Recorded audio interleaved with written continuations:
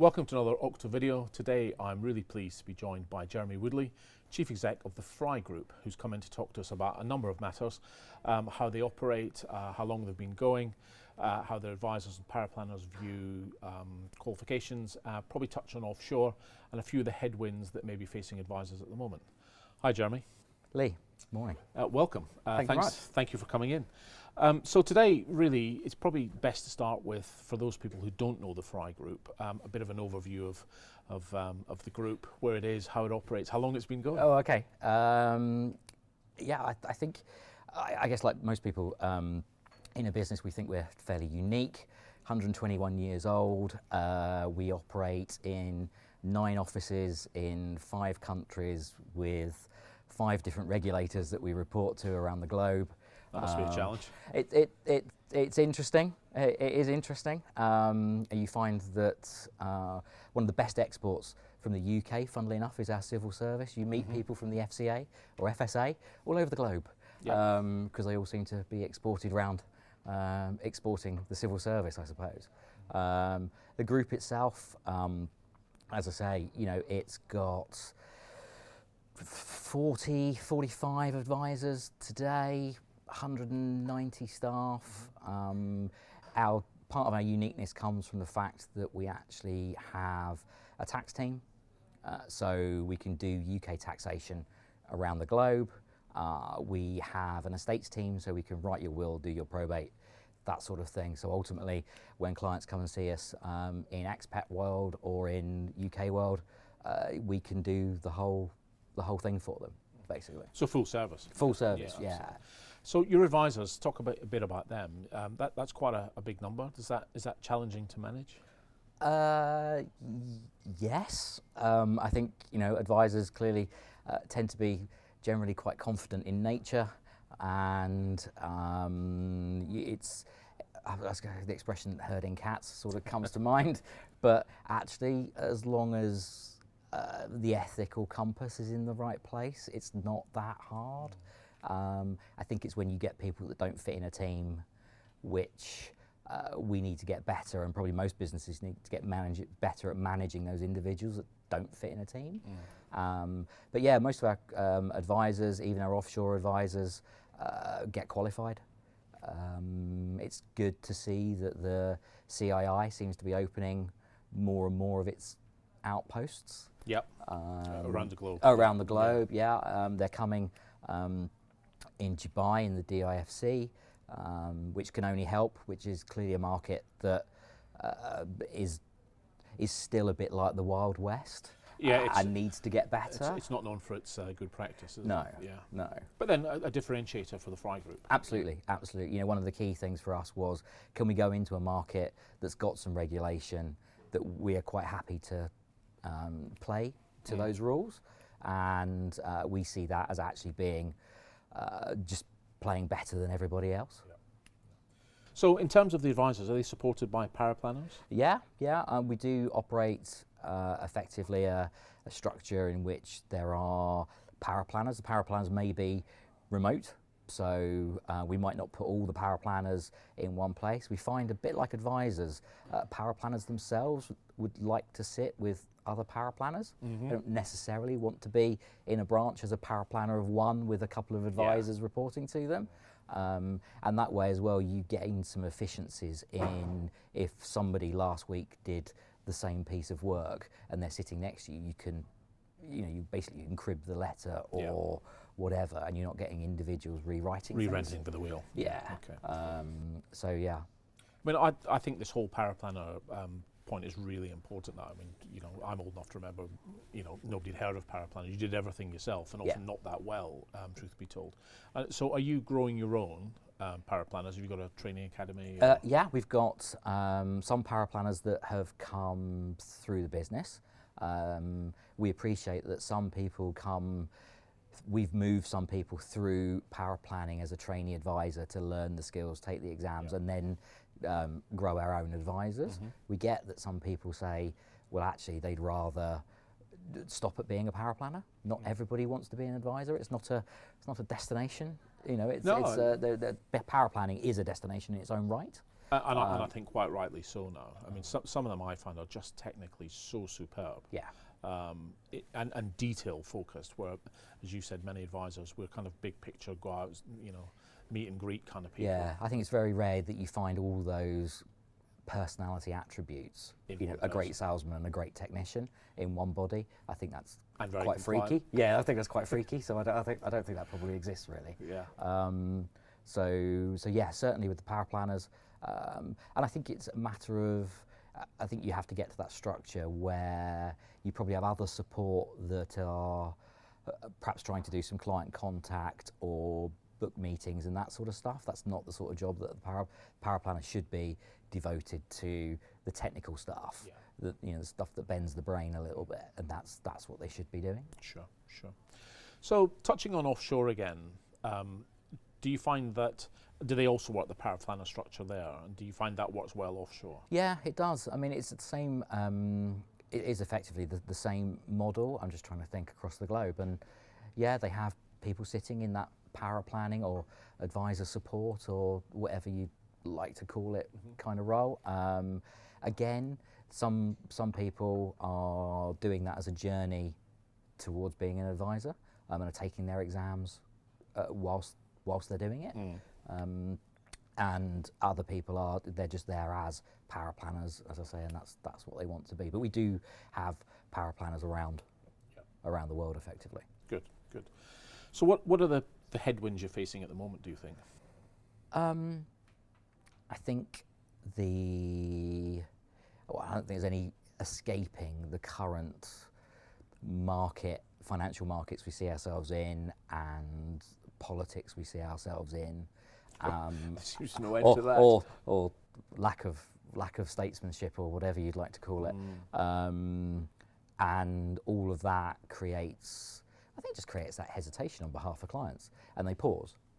Of course, when you run businesses that ultimately are a function of the assets under management that you accrue, or new clients that you take on, or whatever the resource is that comes in at the front, if there's less of it, everything starts to slow down a little bit. Apart from the bills, yeah. Apart from the bills. So I think in some respects, that's when we start to rely more on we have a pretty large tax team, so that revenue continues to flow, and we have a global remit. So it's not just, and you have to remember that we get very wrapped up in perhaps Brexit, but then I was in Hong Kong a few weeks ago, and you've got to turn to about page 10 or 15 of the South China Post to find an article on Brexit, because on the other side of the world it's not a thing. Yeah, and Hong Kong has their own issues. Hong Kong, clearly, yeah. Hong Kong has its own issues. Yeah. So I think that there's. I think when you talk about headwinds, I think markets are suffering. You can tell by the flows into platforms. You can tell by fund managers talking about flows into things that it's kind of slowing down a little bit. I don't think beyond that. I mean, I think regulation doesn't appear to be throwing us too many other curveballs at the moment. We've got over MiFID 2 doesn't seem to have derailed us completely. GDPR, MiFID 2, SMNCR. Yeah, I mean they were pretty well trailed, weren't they? Yeah, so I think we're quite relaxed, as relaxed about regulation as you can ever be. Yeah. But I think beyond that, I think the other headwinds are 9 times out of 10, it's keeping staff, retaining staff, and the culture of the business. I think that's quite important to us. Yeah, absolutely. But I guess after 120 years, there's a fairly well-defined culture, is there? Yes, but I think it's something you have to keep, polishing and keep going revisiting. And we're doing a lot of work at the moment about trying to define that culture and have a strategy that kind of everyone gets and knows and understands. It's quite soul destroying when lives up to. Yeah. It's quite soul destroying when you spend time talking to staff and you realise actually you've got to do it probably 6 or 7 times before they start to get it, or they actually hear you, and you've got to keep repeating. And I think it's not a fire and forget. It's not one thing, you do it and you're done. Yeah, I tell the story of being at a meeting in my previous firm where my most senior co-director said in a meeting, where is our culture written down? Well, for starters, on the back of every client brochure. Oh, no, it's not, was said. So we had to go and get one. Went, oh, so it is. You think, yeah. So I completely believe it's really easy in a busy day to miss stuff, and so this revisiting is, I think, really, really important. Yeah, yeah, absolutely. And I think you need to create the time and the space to do that. So we have to have proper management structures. We have to have directors that are directing, and not just going, oh, actually, do you know what? I'd rather just go and do a quick client meeting and do a sale because I enjoy that bit. Yeah. But actually, I need to go and talk about culture, which is a different thing. And that's a really interesting part. We're all guilty of reverting to doing what we want to do as opposed to what we have to do. Yeah, absolutely. Yeah. So. Walking back to the business a bit, in terms of your investment strategy, are you running your own funds? Are you on platform, et cetera, et cetera? We absolutely are on platform. We've been with Nucleus for a long, long time, and like those guys, and they've managed to assist us over the years, and even facilitate some of our international clients. So that was really good. I think as a business like ours that would like one platform globally in multiple currencies with all the wrappers, we hope for that utopian moment. I mean, interestingly enough, there's a few that seem to be wanting to make the journey. Yep. There's a newish entry in Premium that they seem to be wanting to align and deliver all those things. And they're quite interesting because I guess they're a bit like Nucleus in that they're a tech business that happens to do fund custody rather than a platform that's trying to cope with tech, if that makes sense. Yeah, I think it depends on where their DNA comes from. Yeah. And it's better if they just want to talk about tech. And I think beyond that, we have a joint venture in Singapore, which is a discretionary fund manager, and that service is a service that our guys can use around the world. Actually, they run that in numerous currencies, and there's an FCA approved option here, so they can work with that as well. But we are still IFAs. Yeah. So very planning led. Very, very planning led. The guys can use it or not use it. I think we're just of the opinion if they want to see more clients and it's probably more efficient. I think discretionary gives them that efficiency around the bit of planning that's investment. Probably because we're a tax business at heart, we think that there's probably more value for a client in doing the tax bit right and the structuring right the planning right than the fund management bit. I know, fund managers don't hate it when I say that because I just think. No, but I think as planners, because I was the same. It was always about being planning led, and in my opinion, too many investment operations think that they come first, and then they try and bolt a bit of planning on the end to kind of justify what's been done, which is for me and obviously for you, completely the wrong way around. Absolutely, absolutely. And you look at those new entrants, the people at Investec or Brewin or whatever that are planners inside that business, and I think on occasions I've got conflicts of interest.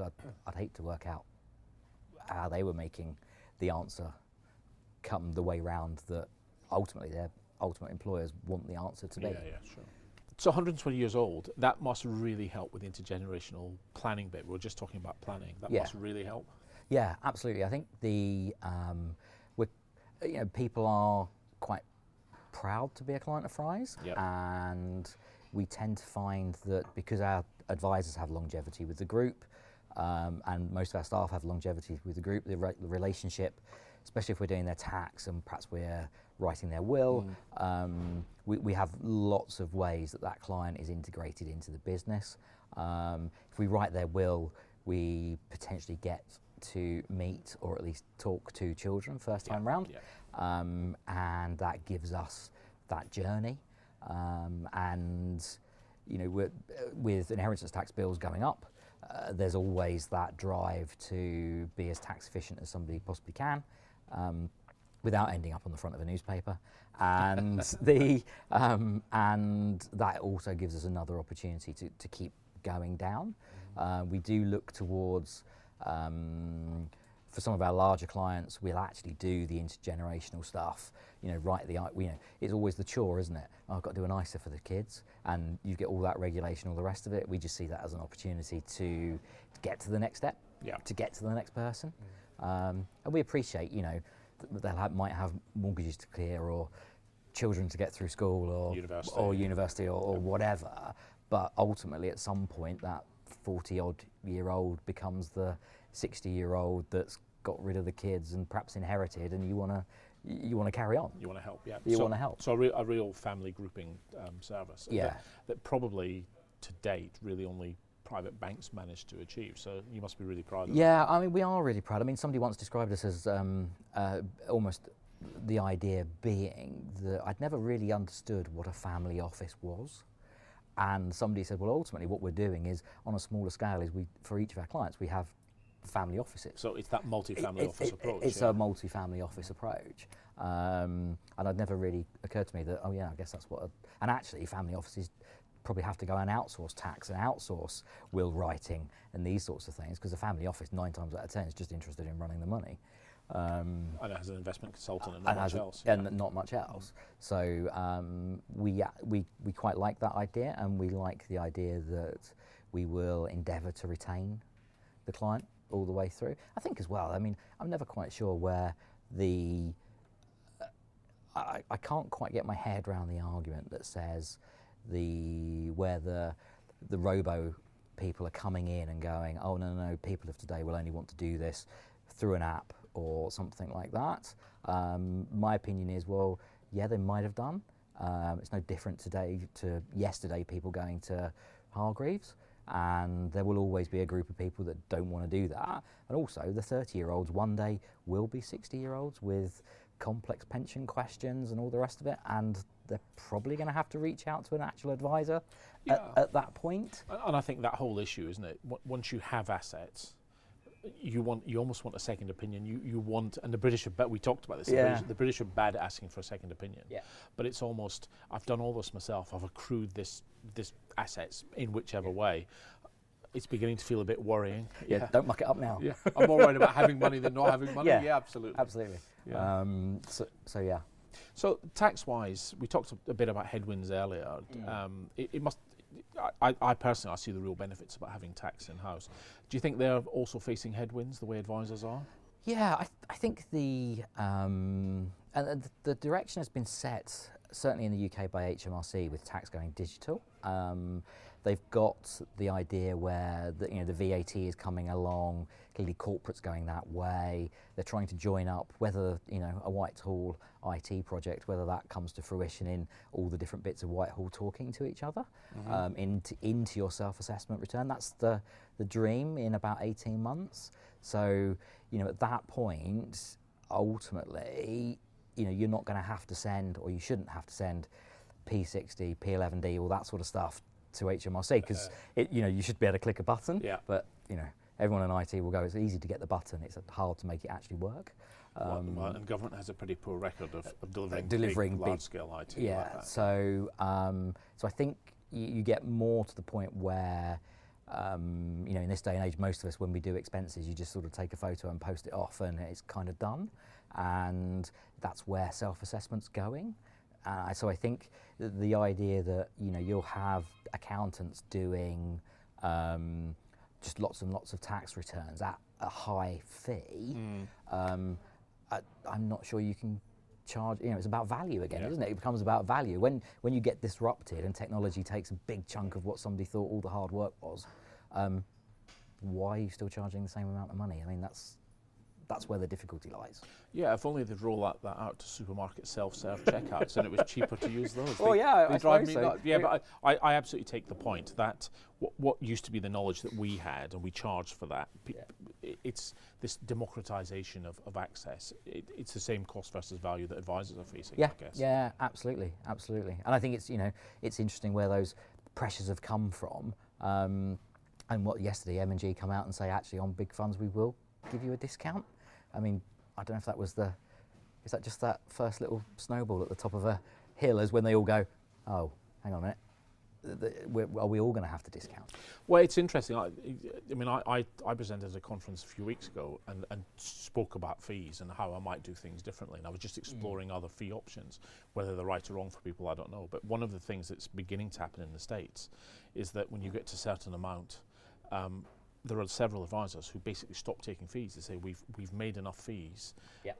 And I think that's a really interesting, if perhaps slightly worrying for business owner type of approach, but it's that decency level of cap and collar and even stopping. Yeah. So maybe we're all going to come under pressure that way. Yeah, yeah. I mean, you can see, the regulator keeps telling us it's not a price regulator, but then moans about cost. So we see that a lot.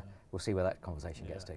So I guess as we begin to wrap up, Jeremy, the FRA Group, obviously been around, we've said, a long time. Many advisors that I speak to are looking to scale up. If there was one or two bits of advice you could give that sort of business, do you have anything, or do you not want people of your scale coming through?